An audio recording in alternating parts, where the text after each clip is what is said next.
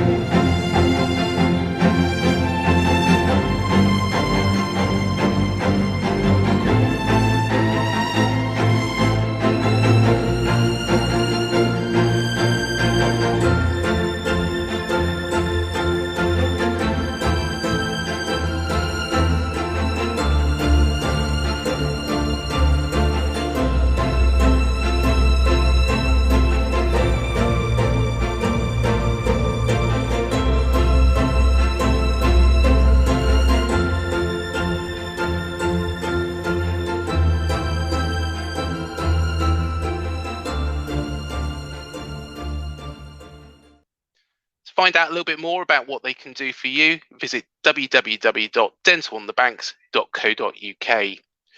Following our fantastic result against Huddersfield, we travel to the Meite Stadium, or I should now call it the Select Car Leasing Stadium.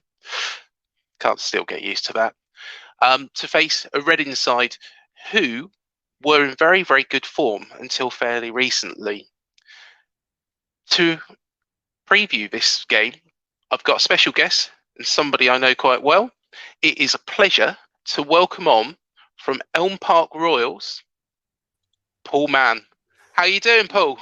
I'm good, thanks. Absolutely delighted to be here. Yeah, a bit nervous about Saturday's match, I'll be honest as well, Craig. Fair enough. Firstly, a little bit about Elm Park Royals. I know it quite well. Do tell the rest of the Cherries faithful. Yeah, it's a Reading FC fan site that I started 5 years ago. We do videos, we do podcasts, lots of social media content, and just basically looking at the club and not taking life too seriously. I like getting lots of different opinions on there, and it's ups and downs supporting Reading, basically. Yes, as I too well know. So, of course, the big game is live on Sky at 8 o'clock. Reading were in some decent form recently. The start of the season, though, started pretty terribly. Do tell us a little bit more about it, Paul. Yeah, the start of the season was awful. Until the first international break, topped off by a 4-0 defeat at Huddersfield, when it could have been 5 or 6-0 quite easily. We couldn't get any signings in. We had the embargo. We were suffering horribly. It was a really, really tricky time for Paunovic, and a lot of our fans wanted him to go, basically. And I could see how it could have happened. Maybe a more trigger-happy owner would have gone for it there. But I think we're going to see the benefit of him not leaving them. But what we've really missed is Lucas Joao. He got injured in the first day of the season, the second game, against Preston. And we just missed that striker. And that was such a huge blow early on for us. Really huge. And Yakou Meite also injuring himself during the pre-season and putting him out for the whole of the season with an ACL. Losing Michael Elise. Just the list will go on, but I'm sure we'll come on to that, Craig. Mm-hmm. And yeah, so the start of the season was defeats by Stoke, Swansea, a win against Preston, Bristol City, Coventry, who were unfancied at the time. Of course, they've developed into quite a good side, and that thrashing away at Huddersfield. But since then, it's picked up, and it's ever since that QPR home game, really, isn't it? Yeah, totally. That was probably our best performance of the season to that point by quite a distance. Still managing to be 3-1 up and not quite throw it away, but not get the 3 points was definitely frustrating. But what we've seen is the continuation at that point of John Swift's incredible form. That's what's really helped us throughout the season. I think we're running about 70% of our goals and assists have come through him this season. That's another issue if he was to get injured, of course. But yeah, the run was really started out and we managed to go for 5 wins out of 6 until we played Blackpool recently. And to be honest, they played us off the park. We were 2-0 up at half time, but they were still way better than us and deservedly won the game in the end. The game on Saturday against Blackburn, that was one of those championship grind matches when first team to score probably wins the game. Could have been us, could have been Blackburn. Blackburn got it, home advantage. And you don't walk away from that feeling really downbeat. You think it's a bit of a missed opportunity. Of course, Bournemouth are top of the league at the moment, so it's probably the last team you want to face after 2 defeats. But Paunovic has got some decent players at his disposal. Femi Aziz, Deli Bashiro as well, who's on loan from Watford. And there's a lot more in the Reading ranks. Of course, Swift, without a shadow of a doubt, will play. And Liam Moore has come back from injury recently as well, hasn't he? Yeah. But there's a lot of question marks over Liam Moore, to be honest, for me, because, from watching Reading without him, and when the start of that decent run, what is your verdict on since he's come back? I think he's been decent. I wouldn't say he's the real issue at the moment for us. I think over the last 2 or 3 years, he's obviously been on very big wages. That is something that always hangs there with Reading fans, is the fact that he's got a Premier League contract, reportedly, at a championship club. And they look at what have we achieved under Liam Moore. Not really very much at all, to be honest, just staying in the championship. Yeah. But I would say what's really made the big difference with us over the last few matches is fatigue. We just got no rotation at all. And even though we've just had an international break, you look at our bench for most games, it's 5 or 6 academy players. And that's it. We've got nothing with 14 players injured. It's a real big problem for us. And another player to watch out for on Saturday is Ovie Ejaria.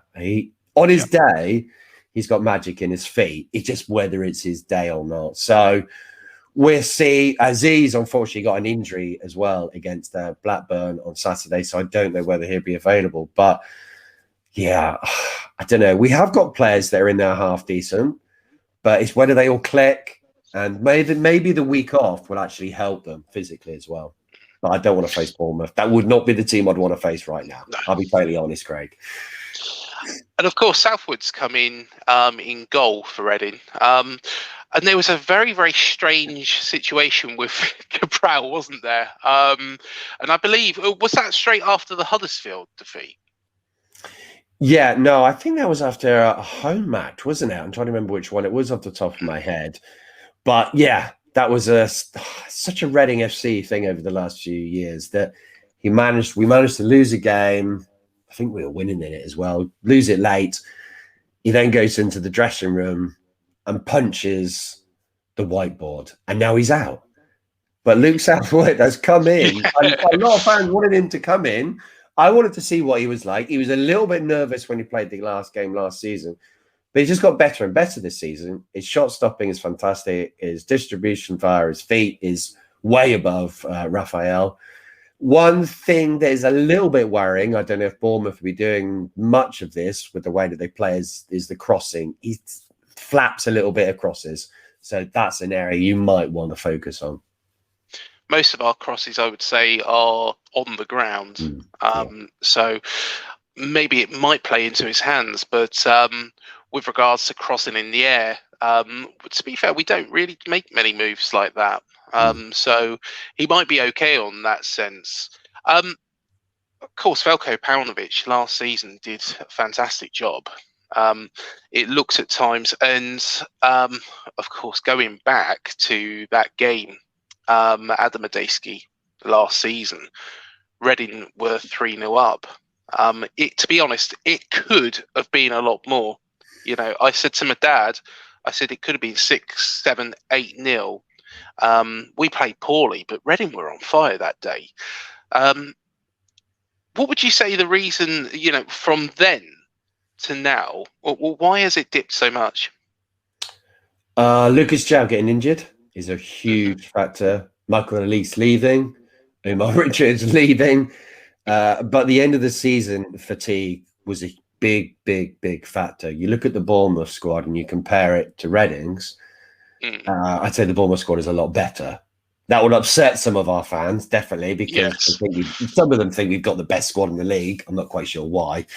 But you just look at it and you look at the depth and the quality and the experience that you've got there, and it really helps. If we had all our players fit, yeah, I'd argue that, but we don't have that at the moment. And it's a real ongoing issue with Reading is the injury situation that we have. And it seems to have been for the last 2 or 3 years. It doesn't matter which manager it is. And the club put out a big article explaining lots of how the injuries have occurred. And a lot of it's contact in football, nothing to do with like preparation or poor physio work or whatever you want to call it. But these things are unfortunate and they seem to be happening to us a lot. But I do feel there's a mental issue with Reading as well, getting over that line. I do think that Bournemouth match last season, the 3-1 win, was that was the peak for us.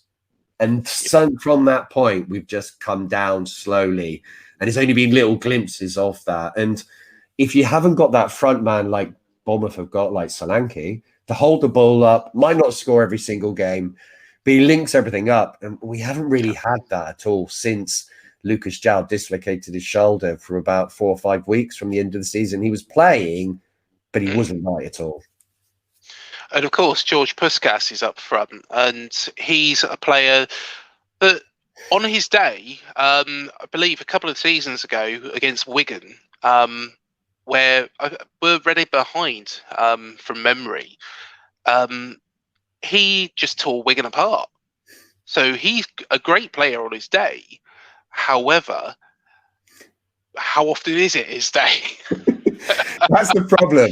That's the problem with George Puskas. He has got some goals. I think he got 13 in his first season in the Championship, which is fine. That's not terrible at all. But last season, he had a lot of injuries. So I think we can kind of wipe that one out slightly. This season, he's come in. He's had quite a lot of opportunities. I think he's now at 740 minutes in the Championship with only 1 assist and no goals. It's a problem. It's a real major issue because if you're not scoring and you're not really assisting, what are you doing there? We look better, in my opinion, when Junior Hoylett was playing because he linked it up. He's not a striker, but he came deeper. He gave the team shape, and I don't think Puskas is doing that. He's given 100% effort. It's not because he doesn't care or anything. I don't believe that for a second. I just think there's more talented players that we've got that aren't available due to injury, sadly. And Hoylett, Drinkwater, and Dann come in, and that was on transfer deadline day. How have they affected things? Of course, Hoylett's done all right when he came in. He scored the goal for the Cardiff 1-0 away win recently. But what about the other two? Yeah, Scott Dann's coming in really quite impressed. He looks like he's played a lot of years in the Premier League. He looks very composed on the ball, nice passer. Doesn't really need to make up much space. He has not the greatest pace, but his ability to read the game looks very, very good. Danny Drinkwater looks good for 65 minutes. Then I think there might be a bit of a drop-off, but he hasn't played a lot for the last 2 years, so that's not totally surprising. But he's passing and he's assisting goals as well. You can tell he's been right at the top of the game, winning the Premier League. You don't get much higher than that. And a consistent performer in that Leicester City team, obviously helped by a certain bloke called Kante. I mean, he did a bit of a running, let's be honest. But Baba Ramo came in as well, a left back, and he's been really, really good for us. kind of replacing that Omar Richards role. He gets good delivery into the box. He can defend pretty well, I'd say. He doesn't always get helped by Ovie Ejaria. He doesn't come back that much. He's not a big fan of that. But yeah, I think they've all been very good signings. I think we've been quite lucky there, considering we're under an embargo. We've managed to get all these players in. Will we pay a price for that in the future? Probably. It's Reading. Our owner's completely crazy. Completely no respect for FFP at all. Yeah. And of course, there is the points deduction, which is hanging over the club at the moment, which is a complete and utter nightmare. How has that all started? Because I know, of course, being from Reading, a lot about Zingarevich era. Of course, then there was the Thai Consortium, who made an absolutely terrible song. It's well. You say terrible, Craig. You say terrible, but it's so bad it's good. To be honest, I laughed at it a couple of times, and then I listened. To be fair, the Kevin Girdler one was a lot better, wasn't it? Oh, Kevin Girdler one was, no, that's class. Yeah, that's class. Yes, I remember hearing that at Elm Park. Yeah, no, that is good. That's actually genuinely quite a good one. The only problem with that one is there's no catch line to actually sing along to. Yes. Yeah. Yeah. Sing for the Royals, wasn't it, Yakou? It's not really enough, though, is it? No. Not really enough. No. Yeah. But of course, then the Chinese owners have come in. And where do you think it stemmed from? Do you think it was from Rongole, or do you think is this? Because how long's Gourlay been gone now? I think Rongole was part of the problem. I think he was a big issue at the club, but I think really all the issues at Reading Football Club stemmed to the day that John Meite left and Anton Zingarevich came in. It just got slowly worse. He didn't have any money. His dad had the money. And maybe some of the people watching this would have seen a program with Chris Samuelson involved on TV recently. He's not a man you'd lend money to because you would not see it again. He also had the Thai owners who came in basically for the land, which is understandable because we were desperate. We were going to go into administration. They tried their best. I don't think they were bad people. That didn't work out. I think another underlying issue is the fact that we've had Keir Jarcham so involved at Reading Football Club. We've had so many transfers coming in, and he impressed the Thais, and he's also impressed the owners now, Die Young. And it's good. We've got some amazing players, but there's no long-term planning at all. The days of someone like Nicky Hammond at Reading, who was our director of football during our most successful period for 15 years, I would say, we don't have that person now. We have a board of people who sit there and supposedly make a decision, but ultimately the person who makes all the decisions at Reading Football Club is our owner, Die Young. I mean, he blocks moves for players he just want to keep because money is no issue to him. So if we had a plan, I'd be more optimistic. But if we actually heard from the owner, that would be nice. But yeah, Ron Gourlay, he was definitely an issue internally. We lost a lot of people and a lot of goodwill with the local community there. But yeah, I would like to think it was going forward in the right direction, but I'm not quite sure, to be honest. To be fair, with the amount of money the Dice have got, if Reading do get into the Premier League, without the financial fair play restrictions, I think that, and that's really what they've been aiming for, isn't it? There's been, horror figures that have been thrown around. The EFL have been quite strict, although they are working with the club on trying to sort something out, and it's not like a Derby situation where, of course, Derby have gone into administration, but it's more a situation that they've overspent, and they've got this massive wage bill, which they're quite happy letting roll on, aren't they? Yeah, we've overspent just a little bit, Craig. You're allowed to lose 39 million over 3 years. We just thought, let's just go to 80 million. Why not? Just a little bit. And we've got like a wages per turnover of 213%. And that's actually better than what it used to be. I mean, that's not, you can't continue in that vein if you don't get promoted. And even then, it's not sustainable for a club like Reading. And if Bournemouth go up with those kind of wages, it's not sustainable long term because neither of the clubs is big enough. You just can't do that. But yeah, I do think if we got into the Premier League, it would be absolutely crazy. I think it'd spend an absolute fortune. I mean, the training ground alone is amazing enough. Yeah, that's at Bearwood, and it does look very, very impressive, actually. Seeing as ours is just put on hold at the moment, and we're waiting for it to eventually be built. But do you think there's going to be a point where Veljko Paunovic thinks, look, I've got all these restrictions in place. I've got an owner that wants to spend money but can't because of FFP. Do you think there's going to be a point where he is probably going to walk away? I don't think any manager is going to walk away with the contracts we give out. I think it'd have to be absolutely crazy. True. Yeah, I just can't see it. I mean, I can see how he could be tempted by another club at some point, and I don't think that's impossible because I think he's done a really good job considering the situation at Reading. I mean, if you look at where we are now with 13th, but as a load of other clubs are, we're only 2 points away from the playoffs. It's not impossible we could get there with a points deduction. I said the other day on the second tier that, my main ambition is to stay up in the Championship. And I stand by that because if you get the 9-point deduction, you're going to be worried. But Paunovic, yeah, I can't see him leaving, but I can see him being kind of slightly forced out because I feel that if we were to go on another poor run, the pressure would build. And I think it's pretty harsh on him because he's got nothing to work with at the moment. You can all well and good say we've got all these players, but they're all injured, and that's no use to you. And if you're working with academy players all the time on the bench, you've got no rotational skills. It's tough. It's really tough to pick up points all the time in the Championship. It's not an easy league at all. Reading's academy is very good. It's brought through some great players, but one thing that jumped out to me was how poorly the contracts are being managed as well. So, for example, Omar Richards, you can't let a player like that go to Bayern Munich for free. He's gone to Bayern Munich for a reason.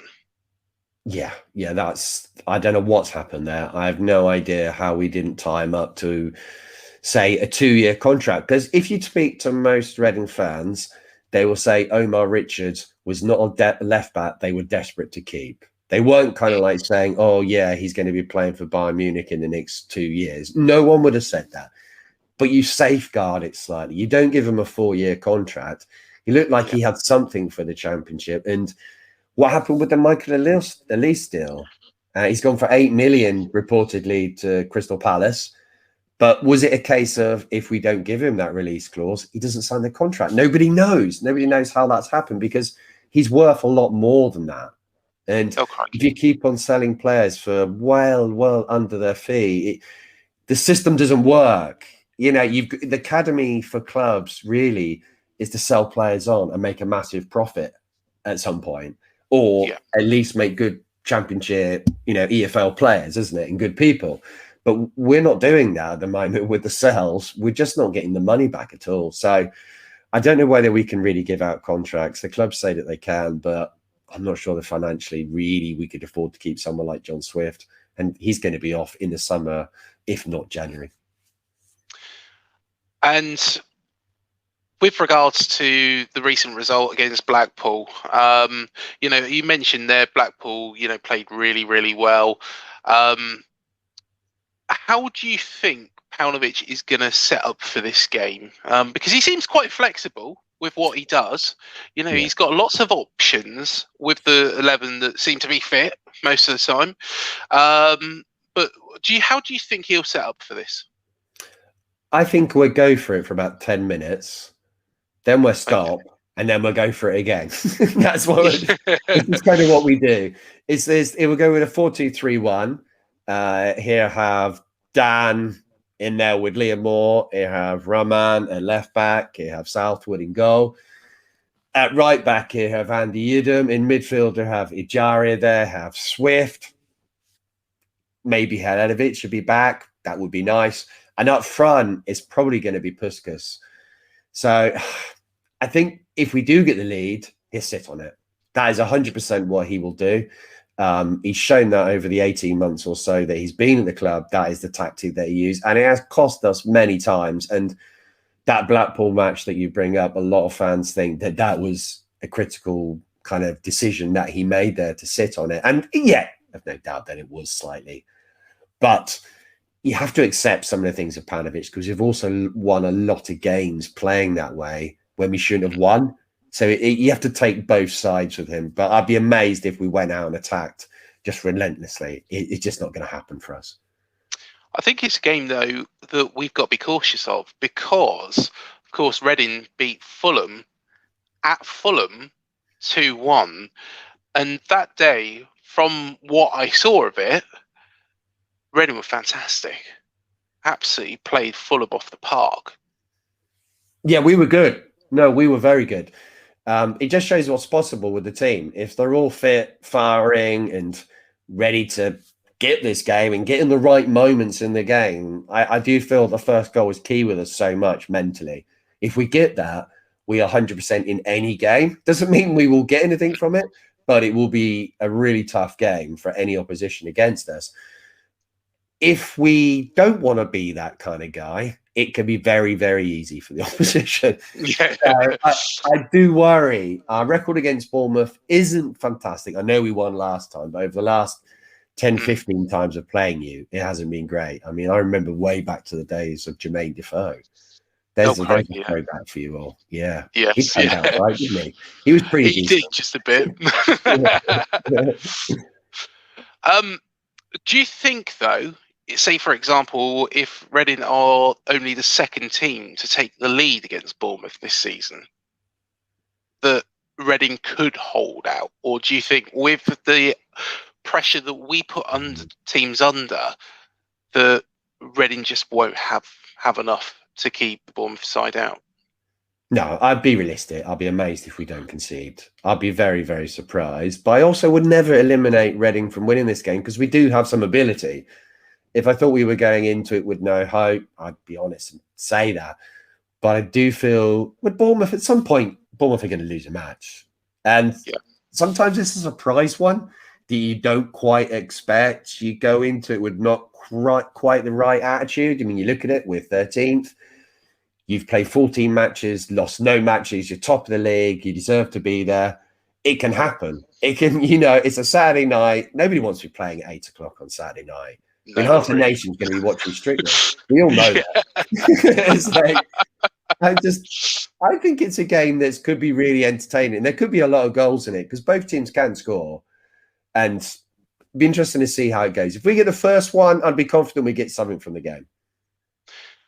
Are you a little bit concerned, and are the Reading faithful a bit concerned? Because I remember from my childhood, that team that consisted of Leroy Lita, Kevin Doyle, who else have we got in there? Hardeman, Meite, Dave Kitson. Sorry, how could we forget him? Bobby Convey. It was an outstanding team. Absolutely outstanding team. Blakey. You got Shorey, you got Sibwell. Absolute quality throughout that team. I mean, don't stamp me on them. I will bring it up though. 106 points. That is a target Bournemouth have got to get to if they want to go like topless. Because that is a very, very high amount of points, and you could easily win the league. But it's those last 5 weeks that really kill you, and that's the amazing thing about the 106 team. I'm going to bring it up because why not? Yeah, I've worked it out really, and it's an outstanding figure.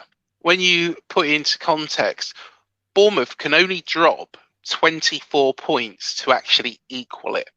It's mad, isn't it? That is totally mad. I mean, crazy. You think about it, we're still in October as we speak, and that's just an absolutely crazy stat. The way that they just kept on going, and they just relentlessly just wanted to keep going. I just remember one amazing memory from that. Just one amazing, but I remember the last seconds of that game against QPR when we just scored the goal. Meite, he wiped out Kingsley, nearly killed him probably. And We're on 99 goals. And I remember Nicky Shorey just being so upset that we didn't get to 100 goals. And that's the standards that we had then. And you just think, I just missed that so much. The frustration that you don't want to win, you want to crush. You want to Yes. absolutely annihilate. And Reading would go into, and just thinking back to that season, Reading would go into teams like West Brom, who were in the Premier League at the time, and just wiping them off the park in the FA Cup. Not even with our first team. It was so mad. Exactly.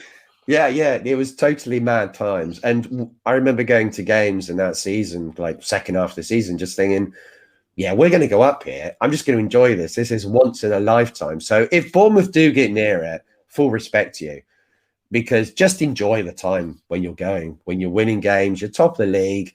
Football's brutal. So just enjoy that moment of being up there, because you've had a hard last season as well. Losing out in the playoffs. As a Reading fan, I know exactly what that's like. So I think Bournemouth will probably win the league. That is my feeling. Are you worried about the 106, though, personally, from Bournemouth? No, I'm not worried at all. Yeah. I've said to other people, Bournemouth fans, I put out on my Twitter, if anyone wants to have a charity bet with me, just as a bit of fun, that we keep it, and Bournemouth fan will say, oh, yeah, they'll take it. I'm more than happy to say, do a £106 bet and choose a charity, and we can donate to whichever one wins or loses. I'm happy to do that. Do you know what? Putting money on the line. Right, let's do it. Cool. 106. I'm happy to do it. Yeah, 106. Right. So if we do it, Paul's paying. Yep. If we don't, it's all down to me. I'm happy to do it. No problem. There we are. It's fixed in now, Paul. I'm sorry, you can't change it now. I'm more than happy, because ultimately the winner is a charity, isn't it? So it doesn't really matter. Exactly. Yeah, exactly. Finally, as well, on that point as well, John Majewski as well. What a character he was in that season. And if anybody ever wants to watch it, the Purple Turtle video. Was you there? No, I wasn't there. I wish I was there, but wow, what a night. Yeah, if you want to see a chairman get very, very drunk, yeah. It's a video to watch, isn't it? When your team goes up, you want your owner, who was a local person. Yeah, technically he was born in Stoke, but he lived all his life in Reading, in that area. You want to see them like getting involved and just being with the people. That sounds really bad, but you know what I mean. Just with the fans, and not mingling with corporate people all the time, and just being normal. You know, I don't know if it's possible now with social media so much, because people just want to take people down. But I'd love to see that. I'd just love to see us do something, Craig. You know, it'd just be amazing. Who are you worried about of the Bournemouth team, or are you worried about all of them? I'm not worried about all of them, but I'm trying to think of best players. Obviously, I also want to wish the best to Howard Brooks as well. That was really sad news, and hopefully he comes through that. And that's I've had Hodgkinson lymphoma myself, so wish him the best of luck there. If he was playing, he'd be definitely one of the major threats. I think it's Solanke. He just worked out how to play the Championship now. It took him a while last season. He had a bit of a period of adjustment after getting a few goals. And I think this season he's in kind of just bossing mode. He just wants to boss the Championship and lead Bournemouth back to the Premier League, which like I said earlier, I think he will end up back there. And just defensively, you look good as well. You look like a good, solid team that's going to have maybe 3 or 4 off days in the season, which are really not quite right. And I'm hoping one of them's on Saturday. Might not be. But yeah, I'm worried about just the whole solidity and the way you play. I think is really, really nice. And respect to Scott Parker as well, because people did think, why is he making that move? What's that all about? But you can't argue with the results so far, can you? No, exactly. And just before we started the show, we was talking about rivalries as well. This is classed me aside, because everybody knows about me. The Reading fans know, the Bournemouth fans know. I'm a big name with the pair of them somehow. Because of this whole Bournemouth Reading thing. But there has been a rivalry that has built up. And I guess that gives a bit of an extra impetus for Saturday night. You'd love to be the side that would inflict our first defeat, wouldn't you? I'd love to be. Yeah, 100%. 100%. And I'd like a last-minute winner own goal. That would be the ideal world. No, you want pain, isn't it? It's a football fan, isn't it? I'm sure you'd want exactly the same for me as a Bournemouth fan. I get that completely. Yeah, I'd love us to win because it would get our season. I think even a draw wouldn't be too bad for us because it just builds us back up a bit. We need a little bit of a confidence boost. We're not terrible, like I said earlier. Yeah, I'd love it. I'd love it. Yeah. I think there'd be goals. I really do believe there'd be goals, Craig. Yeah. Not really bothered about Oxford and Swindon anymore, really. Oh, Reading. What league are they even in? Hang on, let me just keep scrolling. No, can't find them. I don't think anyone's serious with a Triangle Stadium. You just can't. Yeah. Right, prediction time. What do you reckon, Paul? Oh, I'm going to be obviously blind faith here from me. I'm going to say 3-2 to Reading. Why not? I'm a Reading fan. Do you know what? This is a banana skin. Personally, I think it's banana skin. I think I'm going to go for a draw because I don't think it's going to be that easy a game. I think Reading do raise their game like they showed against Fulham. They can and they have got that ability. The Bournemouth squad, I think, undoubtedly has got a lot more in strength, in depth. Sorry, I should say, but I think it's potentially a banana skin, and it's something that Bournemouth need to be very, very careful of. So I'm going to go for a draw, which will mean that there's no stick for me, coming from the family. And I can't give none either. So you still would have lost though, so that would be an upside for you, wouldn't it? Yeah. Well, exactly. Yeah. No, thanks so much, Paul. It's an absolute pleasure to have you on. And do tell everybody how they can find Elm Park Royals. Yeah, just go to Elm Park Royals on Twitter. You can find us on Facebook, and we've also got podcasts as well. So if you want to hear some Berkshire chat from the Berkshireverse, have a listen to us. And, if you're bored, have a listen. You can have a laugh with us. So if you want our crap team, it's fine. And of course, you did the interview with Yakou Meite as well. You got the YouTube channel as well, which I really enjoyed actually. I know that you subscribe to us and we subscribe to you. So yeah, it's long may that harmonious relationship continue. It might not from after Saturday. Oh, I'm sure it will. It's a marriage made in heaven, isn't it? Come on.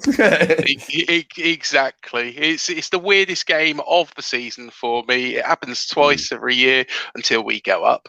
So look at that. It's like No, to be honest, my ideal scenario, although every Bournemouth fan is going to turn around and say no, it isn't for them, is that both teams go up, and somehow Reading will one day defeat the playoff hoodoo, which scarred me as a child. Let's not go there. That's another podcast. Let's not do that. Yeah. Let's scrap the playoffs. All right. Cheers. Thank you so much, Paul, for joining me, and a pleasure. And we'll catch up very soon, I'm sure. Yeah, cool. Cheers, Craig. I really enjoyed it. Thanks for having me on. Cheers, mate. And thank you for joining me on this very interesting opposition preview show. Please do remember to hit the like, the subscribe and the bell button below to be alerted to any new videos we do here on Up the Cherries in All Departments. Please do watch the Ugandan Cherries video that we recently did. It's very inspirational, fantastic work that Steve Butler's doing, and also the whole of the AFCB community. We should all be very, very proud of that. And I would encourage everybody to share that video as much as possible. Not for me, not for the channel, but really to show and highlight the work that both Steve and Kizza have done, and also yourselves as well for donating. Moving back on to the channel and the content we've made, though, please do check out the Steve Fletcher video, which was really, really interesting, and an absolute joy to do. Also do watch the Effin Cuckoo video and the Harry Redknapp video as well. And also we interviewed Beth Powney. And if you do want a little bit more of Reading, do feel free to watch the Andy Bernal interview. Of course, he wasn't just at Reading, he was David Beckham's agent. But until the next video, up the cherries, and I'll see you in the next one.